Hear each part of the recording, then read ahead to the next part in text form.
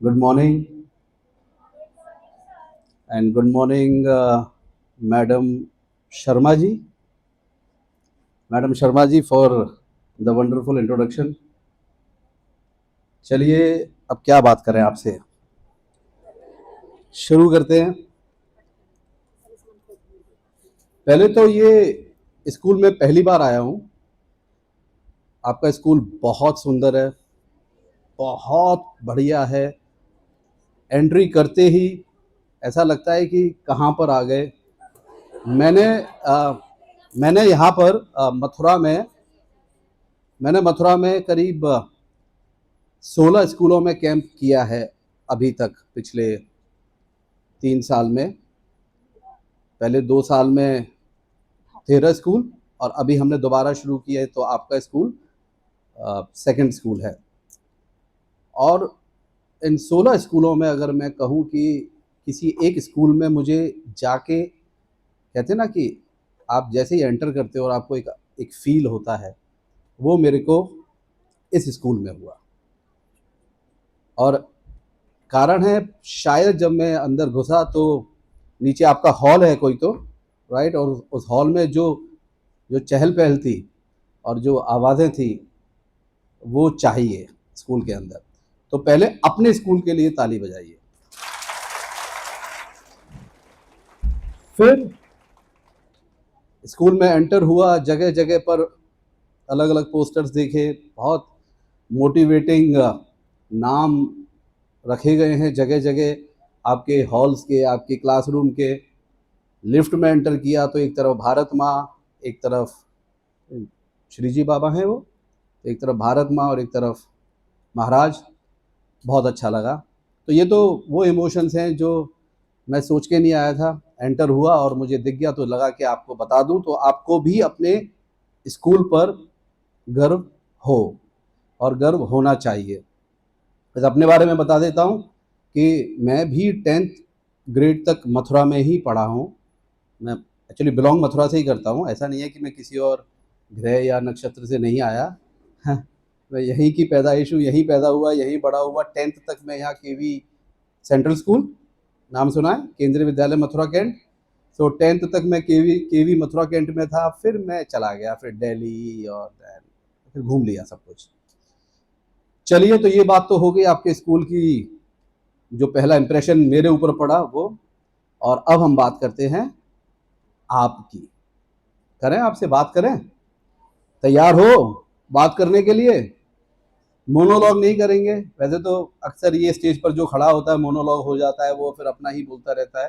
लेकिन मैं चाहूँगा कि थोड़ा आप भी बातें हमसे करें और डरें नहीं, वो सोफे के पीछे जाके छुपे नहीं। मैडम, अब मैं आप ही को उठाऊंगा। मेरी निगाह वही रहती है जो सबसे ज़्यादा अनकंफर्टेबल होता है। ठीक है, तो अब जो क्या नाम है आपका? आपका नाम क्या है? शगुन। तो शगुन जो सोफे के पीछे छुपी है, हम शगुन को ही सबसे पहले उठाएंगे। तो पहले बात करते हैं आपके, मेरे यहाँ आने का पर्पस क्या है वो मैं आपको पहले बता दूं। तो आपके यहाँ पर एक कैंप हुआ, मतलब कैंप का पहला पार्ट हुआ। आपके ब्लड सैंपल लिए गए। आपको पता है कि वो कैंप क्यों हुआ था? क्या आपको बताया गया उस कैंप का पर्पस क्या था? तो Anjana foundation public charitable trust वो एक मुहिम चला रही है जिसका नाम है प्रोजेक्ट मुस्कान। मुस्कान मेरे बड़े भाई की बेटी का नाम है और अंजना मेरी माँ का नाम है। तो ये मैं हर बार बता देता हूँ ताकि वो रीइंफोर्स होता रहता है। और ये प्रोजेक्ट मुस्कान, ये primarily anaemia detection and elimination campaign है। अनीमिया उन्मूलन मिशन। मुझे उम्मीद है आपको अनीमिया के बारे में पता होगा, बताया गया होगा, पढ़ा होगा, साइंस में पढ़ा होगा, आपके टीचर्स ने आपको अनीमिया के बारे में बताया होगा। नहीं बताया होगा तो 2-4 लाइन में मैं आपको बता दूंगा। नाउ, इस कैंप के तहत आपके ब्लड सैंपल लिए गए, जिसमें आपके अनीमिया की स्क्रीनिंग, आपकी थैलेसीमिया माइनर की स्क्रीनिंग मैक्सनर इंडेक्स के द्वारा, आपकी थायराइड की स्क्रीनिंग, आपके डायबिटीज़ की स्क्रीनिंग, और साथ ही में आपके वाइटल लिए गए, आपका ब्लड प्रेशर, आपका हाइट, वेट, पल्स रेट। और वो सब चीज़ें कलेक्ट हो करके फिर उनकी रीडिंग्स आई।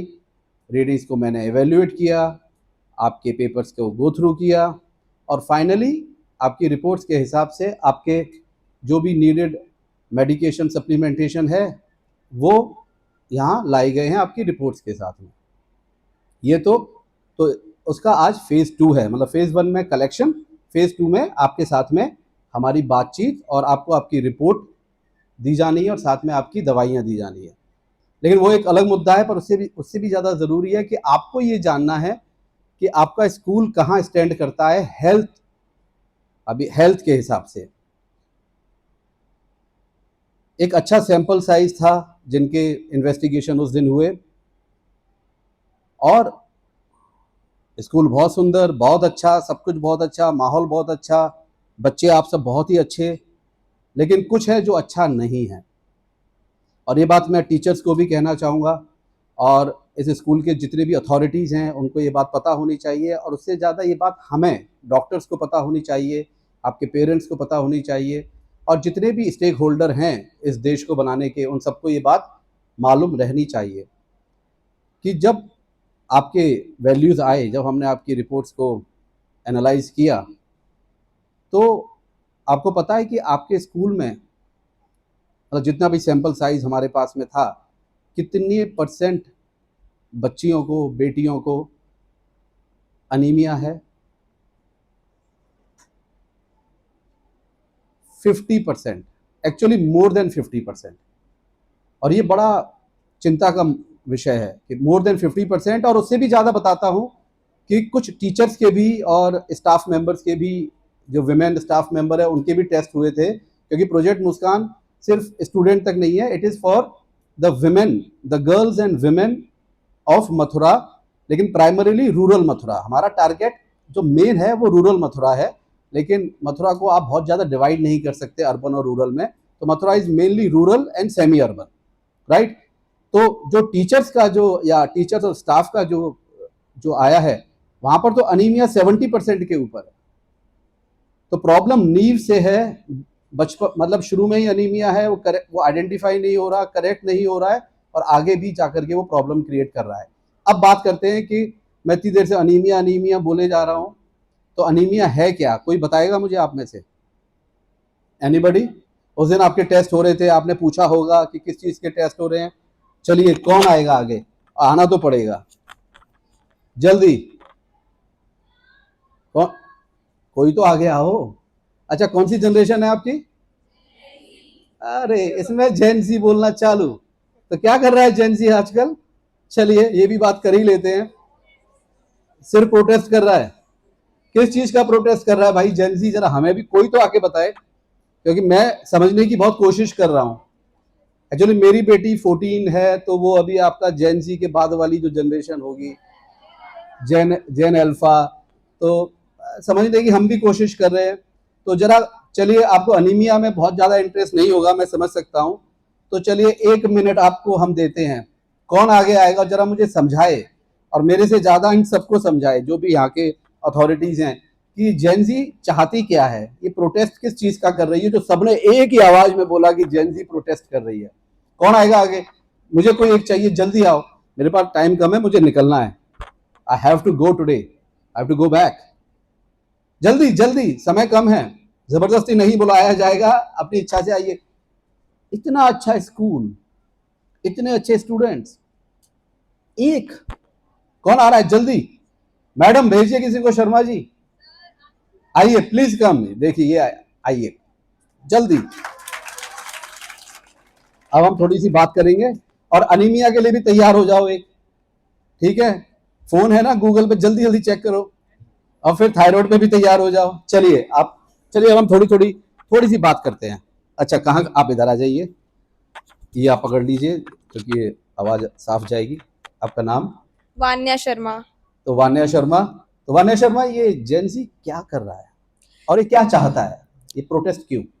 जो अभी जेन जी का प्रोटेस्ट हुआ था, जहाँ पे जंतर मंतर पे हुआ था, आप सभी को पता होगा, जो कि लीड किया गया था कॉकरोच जनता पार्टी के प्रेसिडेंट फाउंडर अभिजीत दीपके के द्वारा। वो इस वजह से हुआ था क्योंकि जो पेपर लीक हुआ था हमारे नीट का, और अप्रोक्सीमेटली 193 पेपर लीक्स हो चुके हैं। तो हमको 193 पेपर कब से लीक हुए हैं ये अभी तो इन्होंने बीजेपी के टाइम की बताई थी, नहीं, बट ये आपको किसने बताई थी? ये हमने वो आर्टिकल में पढ़ा था। अभिजीत दिपके जी। हाँ, अभिजीत दिपके जी कहाँ है आजकल, मतलब कहाँ रहते, कहाँ है ये? अभिजीत दीपके जी एमपी से बिलोंग करते हैं और वो बॉस्टन यूनिवर्सिटी में पढ़ रहे थे। वो बॉस्टन तो वो पढ़े, अगर पढ़ रहे थे तो उन्होंने यहीं पर एग्जाम क्लियर किया होगा, इंडिया में ही, राइट? यही जी। एजुकेशन हुई होगी उनकी प्राइमरी, क्योंकि अमेरिका तो ऐसे किसी को लेता नहीं है। अमेरिका तो तभी लेगा जब आपके स्कोर्स बहुत अच्छे होंगे, पढ़ाई अच्छी की होगी, वहाँ का एग्जाम क्लियर किया होगा। तो अभिजीत दिपके जी तो यहीं पढ़ के, यहीं के एग्जाम दे के बॉस्टन पहुंच गए, और यस फिर यस। बॉस्टन पहुंच के अचानक उनको याद आया, मतलब ये थोड़ी बात समझ नहीं आई कि अचानक बॉस्टन में याद आया कि पेपर लीक हो रहे हैं, तो क्या कहें? वो अचानक उनको नहीं याद आया, एक्चुअली उस समय वो उनकी एज भी कम होगी, पर एक्चुअली अभी जो नीट का पेपर लीक हुआ था तो अभी उनकी 2026। एज कितनी होगी अंदाज? 28। तो वो भी जेन जी? हाँ, हाँ, जेन जी है। ठीक है। 1995 के बाद और 10 तक जेन जी।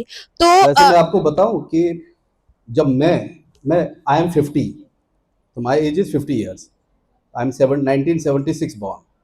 तो मैंने जब एग्ज़ाम दिया था यूपी सीपीएमटी, उत्तर प्रदेश का जो मेडिकल एंट्रेंस एग्ज़ाम, उस टाइम पर वो सीपीएमटी लीक हुआ था।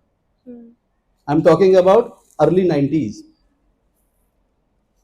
तब से लीक हो रहा है मैडम, तब से चालू है ये कहानी। बट ये उसके पहले भी होती होगी, ठीक है।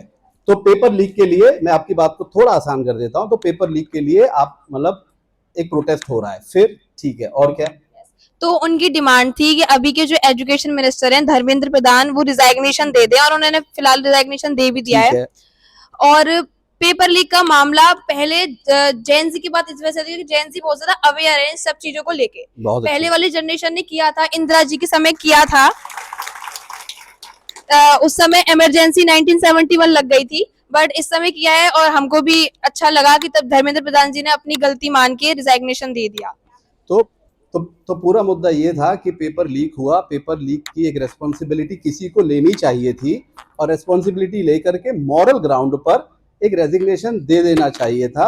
हालांकि वो रेजिग्नेशन बहुत कुछ बदलता नहीं है, पर एक अकाउंटेबिलिटी तय कर देता है। और ये ज़रूरी है कि जो एग्जामिनेशन सिस्टम है हमारी कंट्री का, वो थोड़ा इम्प्रूव हो। सवाल यह है कि ये इम्प्रूव अब करेगा कौन? Who will do it? Jain जी।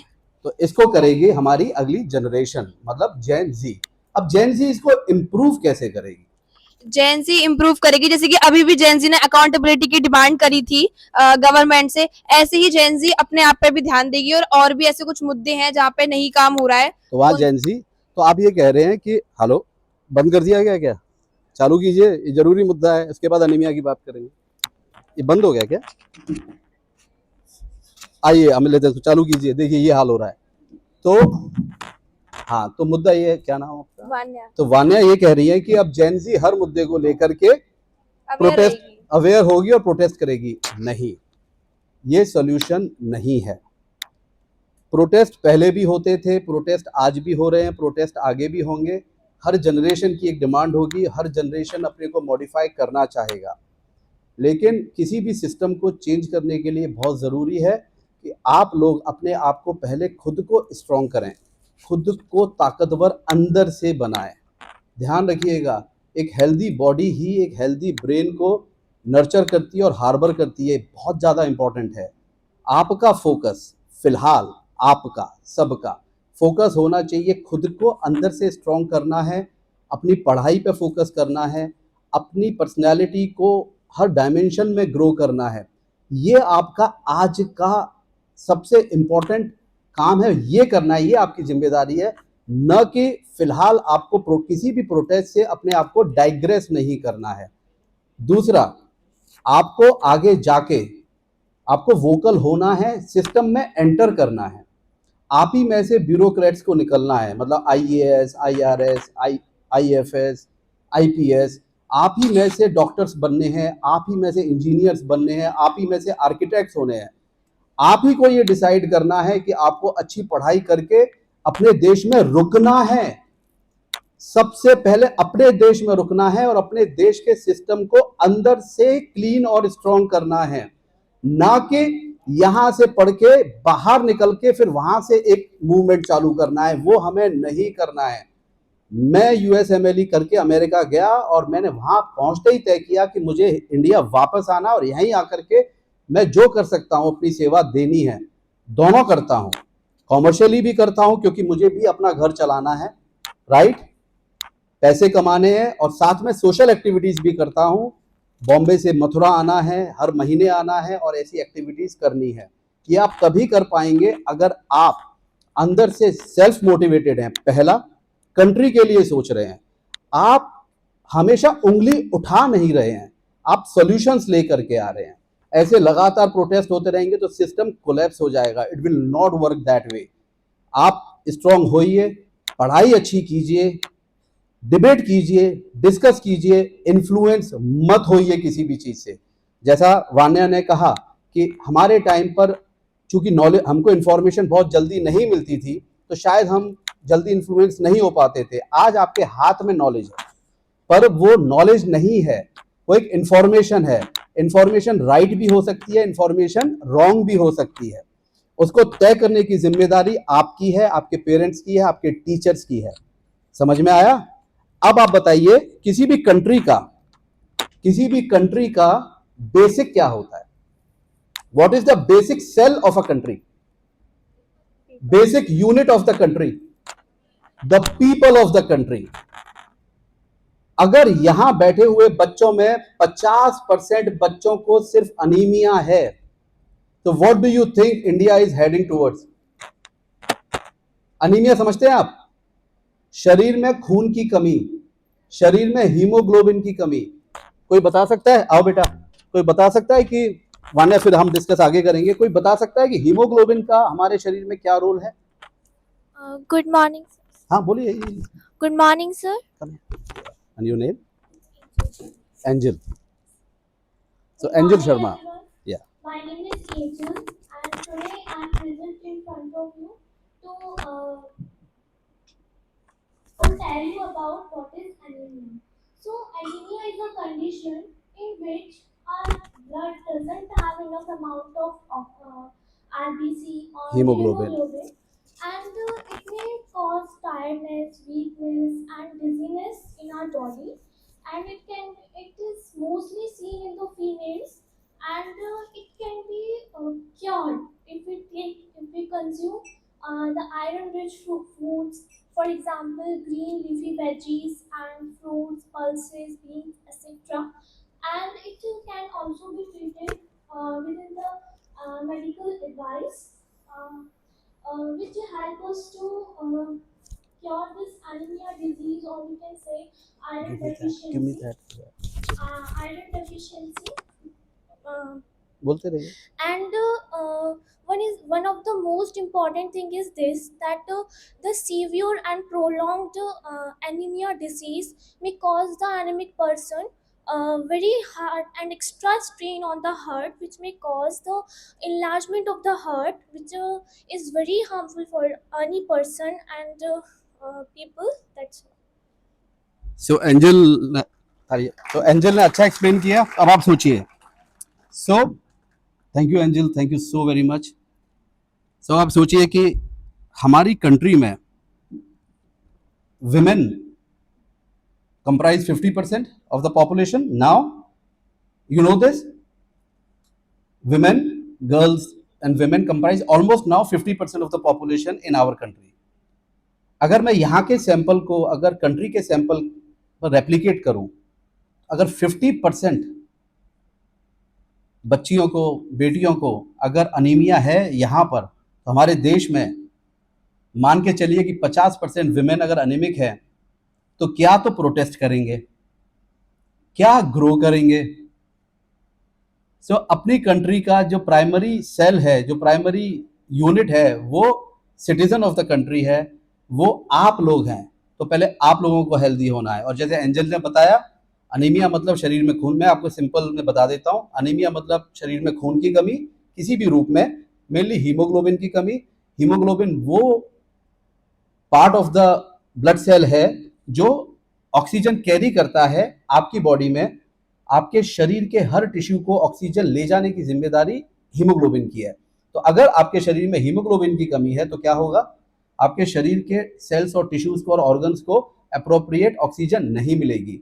जब अप्रोप्रिएट ऑक्सीजन नहीं मिलेगी तो क्या होगा, अगर ब्रेन को ऑक्सीजन नहीं मिल रही है अप्रोप्रिएटली तो क्या होगा, आप फटीग फील करेंगे, आप टायर्ड फील करेंगे, आप इरिटेबल फील करेंगे, राइट।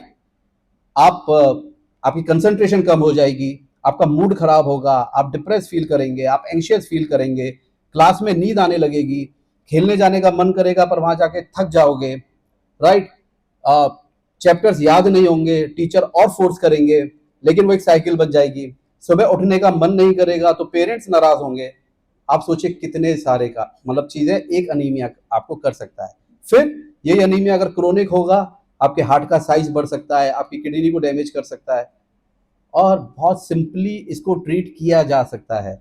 इसको ट्रीट करने का सिंपल है, आप पहले स्क्रीनिंग करें। आपका हीमोग्लोबिन 12 से नीचे कभी नहीं होना चाहिए। क्या number? 12 your haemoglobin should never be less than 12 except मत कीजिए। और ध्यान रखिए, किसी भी कंट्री का एवरेज हीमोग्लोबिन, बहुत इंपॉर्टेंट बात बता रहा हूं, किसी भी कंट्री का एवरेज हीमोग्लोबिन उस कंट्री के सोशो इकोनॉमिक स्टेटस को भी दिखाता है। किसी ने ये बात बताई है आज तक? तो आई रिपीट अगेन, किसी भी कंट्री का एवरेज हीमोग्लोबिन उस कंट्री के सोशो इकोनॉमिक स्टेटस को भी दिखाता है। Any haemoglobin, average haemoglobin less than 12 of a country, उस कंट्री को पुअर डिसाइड करता है। तो आपका देश, हमारा देश 5 ट्रिलियन 10 ट्रिलियन इकोनॉमी हो जाए, लेकिन अगर हमारा एवरेज हीमोग्लोबिन 12 से कम है तो हम रिच नहीं हैं। तो कितना इंपॉर्टेंट है ये अनीमिया। ओके, अब अनीमिया के साथ में आपके हमने चेक किया थायराइड। थायराइड के बारे में जानते हैं? जानते हैं? तो थायराइड एक ग्लैंड है हमारे गले में जो रिलीज करता है थायराइड हार्मोन। थायराइड हार्मोन समझ लीजिए, जस्ट एक सिंपल तरह से समझाने के लिए बता रहा हूं। आपके सर के बाल से लेकर के, मतलब hair on your scalp to your toenail, आपके पैर के नाखून तक, बॉडी में जितनी भी एक्टिविटीज हो रही हैं, थायराइड हार्मोन का उसमें कुछ ना कुछ रोल जरूर है। समझ लीजिए कि आपके शरीर का नमक है ये एक तरह से, मतलब आप जो दाल बनाते हैं, खाना बनाते हैं, तो जो नमक डलता है, जो सब कुछ को एक अलग स्वाद दे देता है, वो आपका थायराइड हार्मोन है। ये आपका मेटाबॉलिक हार्मोन है। ये हार्मोन है जो आपके एनर्जी रेगुलेशन को कंट्रोल करता है।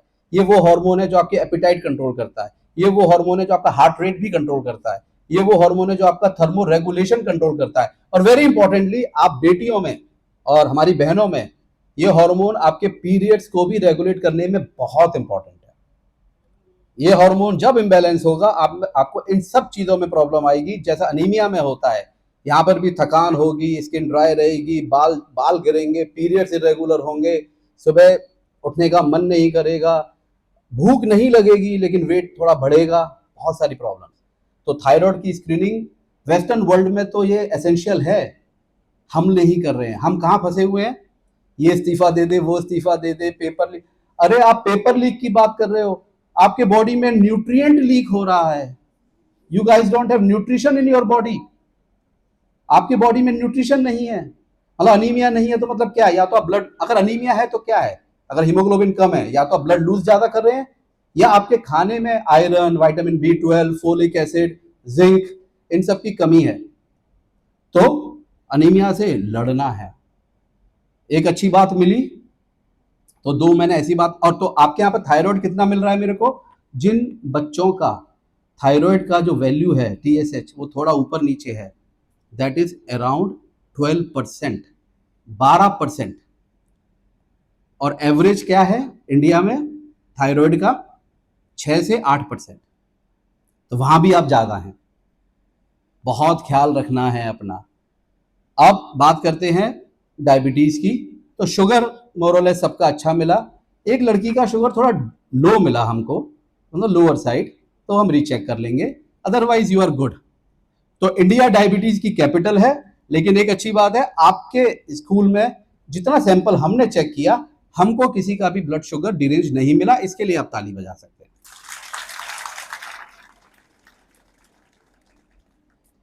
और 6% जो हमारी बच्चियां हैं उनमें हमको ब्लड प्रेशर ज़्यादा मिला। तो वो ब्लड प्रेशर आप दोबारा चेक कर लेंगे, तपेश अंकल के पास में आपकी लिस्ट होगी, मैडम को दे दी जाएंगी और वो फिर आप अपने डॉक्टर को जाकर के एक बार मिलेंगे। ये जितनी भी रिपोर्ट्स आपको यहाँ से मिलेंगी और जो आपको यहाँ से सप्लीमेंट्स मिलेंगे, ये आपको घर जाके अपने मम्मी पापा को देना है, उनको दिखाना है। और आप सबके डॉक्टर तो होंगे, आप सब जाते हैं डॉक्टर के यहाँ, राइट?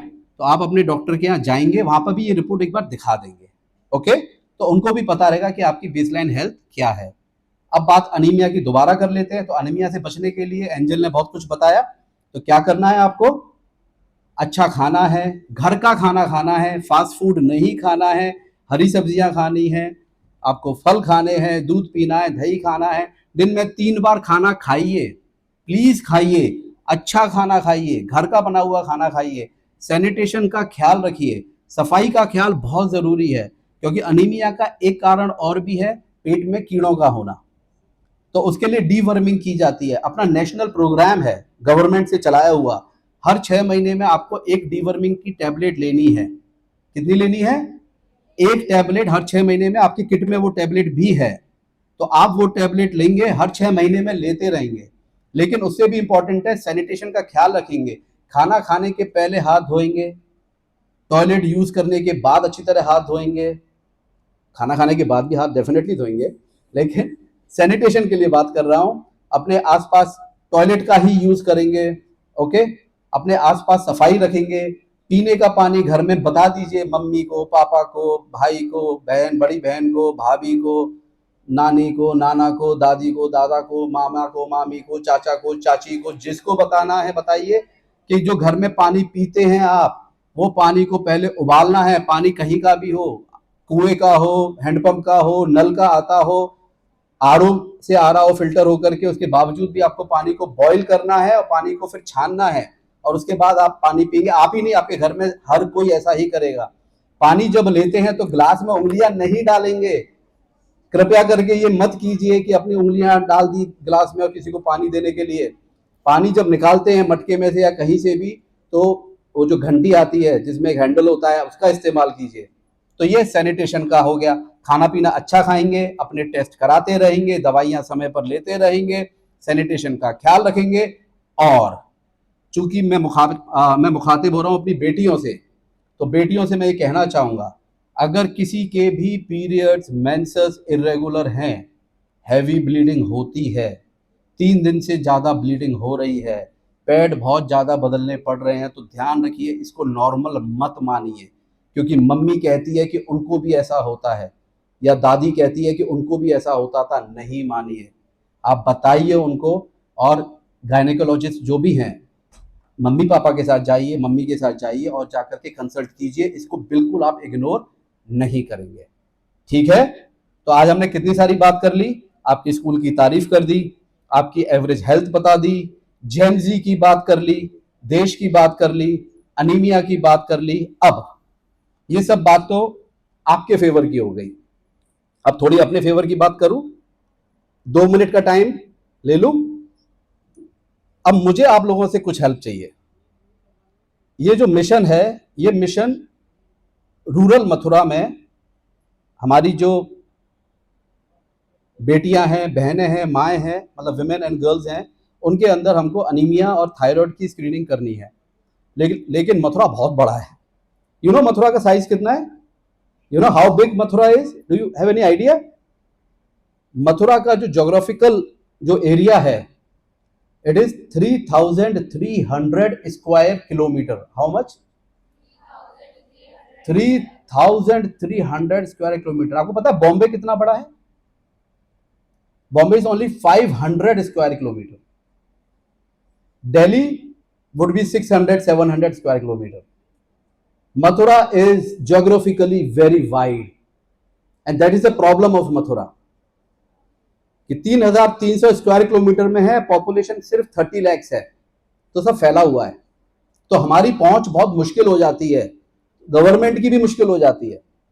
तो मुझे आपसे जो हेल्प चाहिए वो ये है, आप जब अपने घर जाएं, अगर जो भी आप में से सेमी अर्बन और रूरल एरिया से बिलोंग करते हैं, या आपकी दोस्त बिलोंग करती हैं, वहाँ जा कर के आप वहाँ बात करें, वहाँ पे जो भी विमेन हैं, मतलब महिलाएं हैं और आपकी सहेलियां हैं, उनको इकट्ठा करें और तपेश अंकल से बात करें, अपनी टीचर से बात करें। तो हम उन गाँव में आकर के भी ये कैंप लगाना चाहते हैं। हमने अभी तक 13 विलेजेस किए हैं, वी हैव डन 13 विलेजेस, लेकिन बहुत मुश्किल हो रहा है वहां तक पहुंचना। Thank you so much. लेकिन वहां तक पहुंचना बहुत मुश्किल होता है, वो एंट्री नहीं हो पाती है। तो आप लोग लीडर हैं, जेन जी हैं, आप कमांड लीजिए, आप लीड कीजिए, आप वहां पर इकट्ठा कीजिए, हम आते हैं, हम कैंप करते हैं। तो एक तो मेरे को आपसे ये हेल्प चाहिए, करेंगे? कितने लोग हैं यहां पर जो कमिटमेंट कर रहे हैं कि वो ये करेंगे? एक बार बना लीजिएगा जरा तपेश जी, देखें कितने लोग कमिटमेंट कर रहे हैं, अपने हाथ खड़े करें। तो आप सब मेरी बेटियां मुझे ये प्रॉमिस कर रही हैं कि आप अपने टीचर के टच में रहेंगे, तपेश अंकल के टच में रहेंगे, और आप अपने जगह पर, अपने गांव में या आपके सेमी अर्बन जो भी आपके एरियाज हैं, वहां पर कैंप करने में हमारी मदद करेंगे। लीडर आप ही होंगे, वो कैंप होगा through you, you will be the leader. और अगर आपका स्कूल उस बात के लिए अगर आपको कुछ स्कोर कर सकता है, आपके यहाँ एनसीसी वगैरह भी है, और शायद आपके यहाँ बाकी की जो सेवाएं होती हैं गवर्नमेंट की, राइट, क्या क्या और होता है, एनएसएस, हाँ, स्काउट्स हैं, गाइड्स हैं। आपके तो गाइड्स होंगे ना, स्काउट्स तो लड़के होते हैं, right, you are guides, right, मैं स्काउट में था। तो आप गाइड्स हैं, तो आपको अगर कोई स्कोर मिलता है तो मैं रिक्वेस्ट करूंगा यहाँ टीचर से, यहाँ की अथॉरिटी से, कि वो आपको स्कोर दें ताकि आपको भी कुछ उसका फायदा मिले। तो ये हो गया एक। अब कंक्लूड करने के पहले देखिए, हम कुछ भी अगर मूवमेंट करते हैं, whatever movement we do, हर मूवमेंट के लिए क्या लगता है? 3 चीज है। कोई बताएगा क्या 3 चीज लगती है किसी भी मूवमेंट के लिए?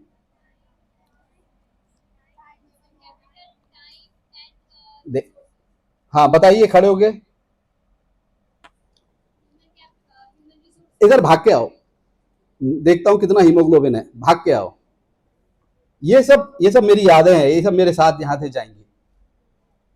तो एंजल हो गई, वान्या हो गई, और आप? नम्रता, पकड़िए नम्रता जी।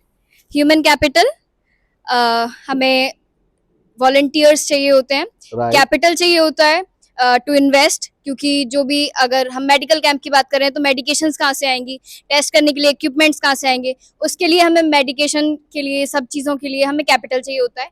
और एक विल पावर कि हाँ करना है। अगर डिफ़िकल्टीज फेस कर रहे हैं आप, तो बीच में छोड़ के तो नहीं चले जाएंगे। तो एक हमारी जो विल पावर होती है, हमें वो, आई थिंक 3 ये चीज़ होती हैं जिससे आप किसी भी काम को करते हैं। थैंक यू सो मच, इन्होंने मेरा काम कितना आसान कर दिया। और अपना नाम दोबारा बताएंगे जोर से? Namrata Chaudhary. Namrata Chaudhary, thank you Namrata, and you really made my point very easy. Don't worry, मैं कुछ मांगने नहीं वाला हूँ, ठीक है, डरना मत। ओके, सो किसी भी चीज को करने के लिए हमें क्या चाहिए? जैसे नम्रता ने बताया, तन, मन और धन, ठीक है। तन आपका ह्यूमन कैपिटल हो गया, कि वॉलंटियर्स हो गए। मन आपका खुद का अंदर का जज्बा जो आपको चलाता रहता है, and definitely you need capital. So Anjana foundation public charitable trust was founded by me, okay. लेकिन हमको कुछ भी अरेंज करना है तो हमें कैपिटल की जरूरत पड़ती है। और कैपिटल कहाँ से आता है? जो लोग हमारी हेल्प करते हैं पीछे से। ये वो हीरोज हैं जो सामने नहीं है। मैं फ्रंट पर हूँ, मैं कैमरे में हूँ, मैं आपसे बात कर रहा हूँ, आप मुझे समझ रहे हैं, जानते हैं, लेकिन कुछ ऐसे लोग हैं जो पीछे हैं, जो सिर्फ मेरे विश्वास पर विश्वास रख रहे हैं। They are having faith on my faith, और वो ये कहते हैं कि डॉक्टर दीपक आप करो, हम आपके साथ हैं, और हमें किसी चीज़ की आकांक्षा नहीं, हमें ना नाम चाहिए ना कुछ चाहिए।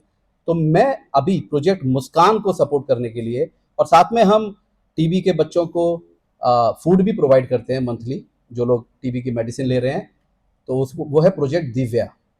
साथ में हम डायलिसिस के पेशेंट्स